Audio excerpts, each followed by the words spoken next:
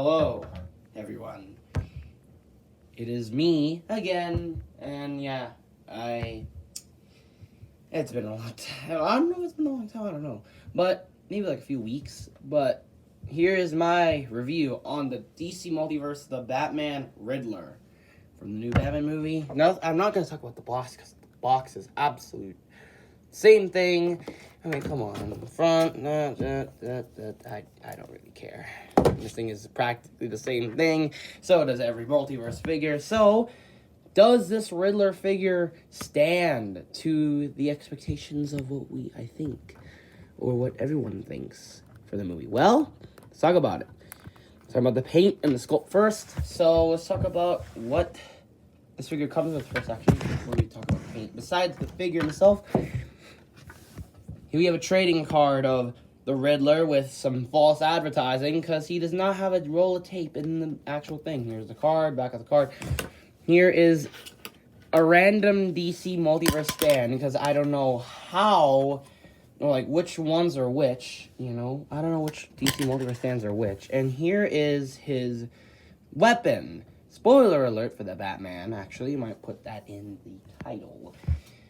This was used in the movie to figure out what Riddler's plans are, so this is technically his weapon. This is what I thought. I was like, wait, what is this weapon? Is this like another concept art thing?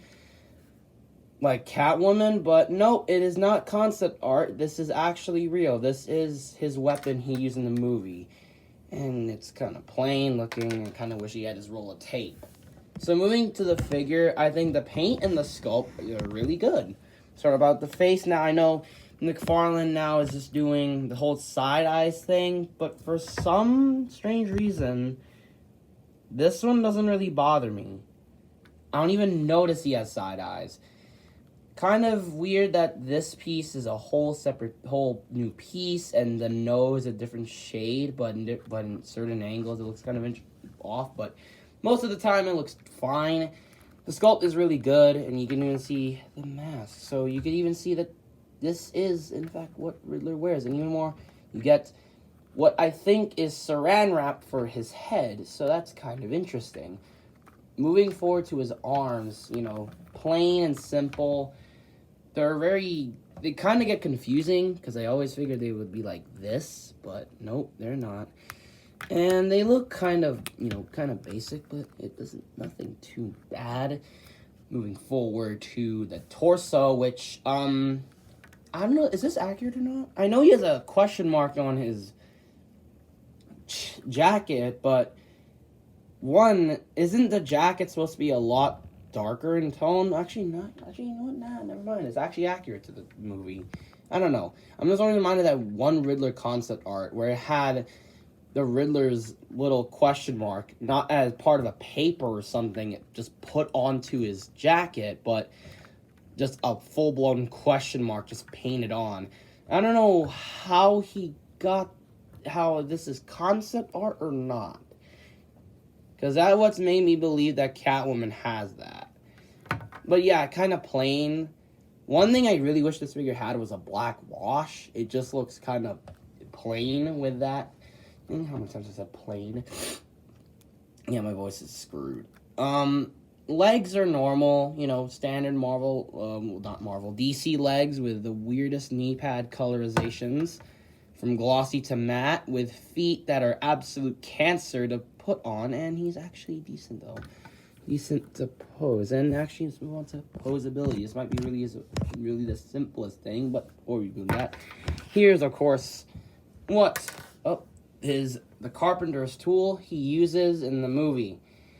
It was more like silver or chrome colors, so, but, yeah, kind of bummed out he doesn't have a roll of tape, especially considering that the box, there's a lot of space. You could just literally add that, which is one thing I'll rant about DC Multiverse figures. They have a lot of space, and yet they don't even utilize that space. So moving forward to the articulation, after that little rant. So head is on a barbell joint. You can look up and down. Not that much down because of the little piece there for his mask. Tilt, side, rotation. Interesting. 360 at the arm. Very strange butterfly joint. I will admit, it does not want to move at times. You can get a slight T-pose. 360, of course. Bicep swivel, a double bend at the knee with a hinge ball. So you could do this, or you could do this, depending on your preference. Nothing too bad. No articulation, I think, at the waist. Oh, never mind, a little bit, but it's not too major. Moving forward to his legs. He can kick not that much, maybe a little bit up, maybe a little bit back. Spread. Oh, never mind, it's actually hurting my arm. And there is a thigh swivel, which is something I really want DC Multiverse figures to do. I'm sick and tired of them not having a thigh swivel at times. Maybe I'm just not acknowledging it. Sorry. Double bend at the knee, can kick his own butt. With a really, in my opinion, terrible feet articulation. Because it makes him kind of finicky to stand with others. And, yeah, it's just very frustrating for him to stand. And, of course, there's the toe articulation, but still, it's kind of frustrating. So, posability is good, a little bit average at best. And, you know, if you want to do it from the movie, spoiler alert again, you can actually probably get a multiple of these, and if you have random guns to scale with them, you can actually make the whole Riddler squad at the end of the movie. Yes, I am talking about spoilers in the Batman, because, you know, slight, you know, reasons, and kind of difficult talking about the movie without actually mentioning some parts about it. Good movie, though, I will admit, it's very good. So, I have nothing to compare with, even with Batman, but soon I'm actually going to get him right now. So here is the size comparison. Comparison time. The Riddler stands roughly around almost 7 inches, but maybe I'm getting my estimation wrong, I don't know. And here he is compared to the Robert Pattinson Batman. Really cool indeed. However, I'm still thinking this figure has some problems with the side eyes and the karate chop hand, but it's still a good Batman figure to just have, and a good Batman figure to even more customize if you want to kit bash it with others. So, you can either buy now, skip, or wait for a deal. Personally, this figure, I haven't even let down. I'm just going to be really real honest here. 7 out of 10. There's some things wrong with it. I feel like it benefits a wash. This piece makes me slightly concerned, and it just looks kind of boring.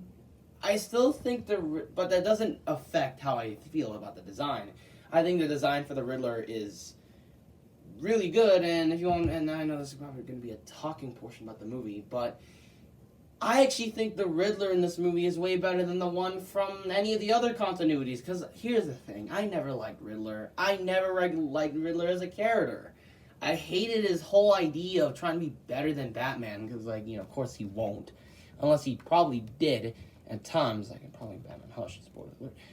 So, yeah, but with this Riddler, you know, at least he's slightly different. He's not anymore like the type who wants to be Batman. In fact, he actually is kind of inspired by Batman.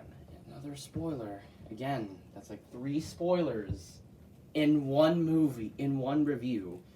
But yeah, it's just that it just kind of disappoints me in some ways that, you know, this figure kind of sucks. But, and again, about Riddler, I just prefer this Riddler. He's more menacing. He's more darker than ever, but he still has that over-the-top comedy elements, like in some scenes of the movie. So, yeah. But I think overall, the Riddler is a good figure, a decent-ish buy if you want to army build him, which I want to see people do. Please, why haven't people army build this figure?